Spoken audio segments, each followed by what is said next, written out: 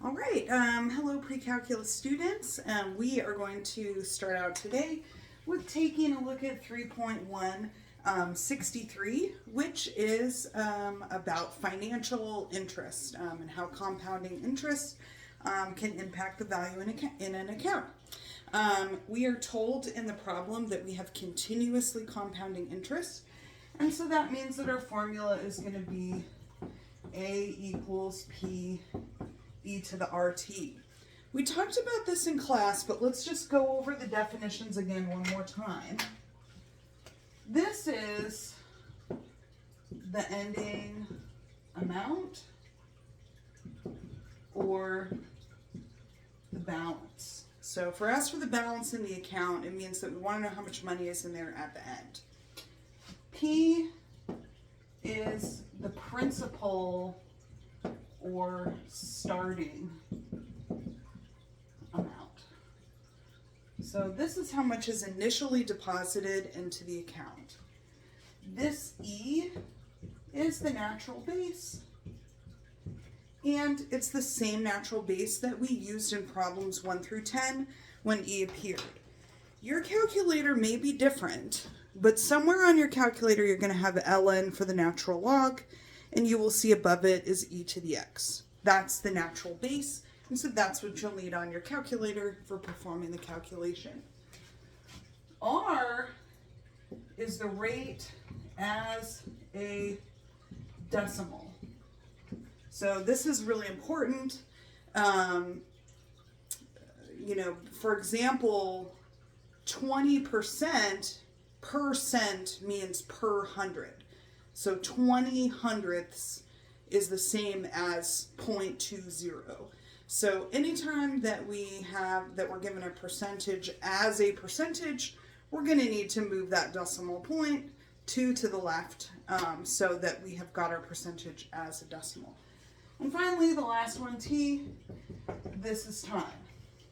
So now let's do the translation. When we look at problem number 63, we're told that we need to find the balance. We need to find the amount at the end. So that's what we're going to be calculating for. We should then anticipate that we need to plug in values for all of the other variables. Otherwise, there's no way to solve. Remember, one equation means that we can solve for only one variable. We're told the principal. In this case, we're told that it's a deposit of $25,000. And we're told that the rate is 8.75%. Got to move that decimal 2 places. So this is 0.0875. And we're told that the money is left in there for 25 years. In other words, it becomes available on the child's 25th birthday. So this is 0.0875. Oh, not times 27. I think I saw that other 7 and got excited. Times 25. Now, there's just one thing that's an important element of syntax that we need to remember when we are communicating with our calculator. Some calculators will allow you to adjust, and so you can type numbers directly into the exponent. But if you don't have, if you have, like me, a TI-83, it does not have that formatting capability, which means that we've got to make sure that we put parentheses around here, otherwise it's going to do PEMDAS. And so first, it's going to take e to the 0.0875, and then it's going to multiply that whole quantity by 25. But we don't want it to do that. We want e to be the base, and for this to be the exponent. At this point then, you just need to enter it into your calculator.